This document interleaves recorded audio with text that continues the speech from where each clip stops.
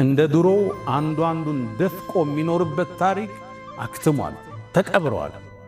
አሁን ሁሉ ጋር አቅም አለ፣ ሁሉ ጋር ቁጥር አለ፣ ሁሉ ጋር ጉልበት አለ። አሁን የሚነሳው ክፍተት፣ አሁን የሚነሱ ግጭቶች እንደ ድሮ በቀላሉ የሚቆሙ አይደለም። ውድመቱ ከባድ ነው የሚሆን። ድሮ አንዱ ኃያል ይሆንና ሌላውን ደፍጥጦ አስገብሮት ያድራል። አሁን እሱ አይደለችም የኢትዮጵያ ስሪት።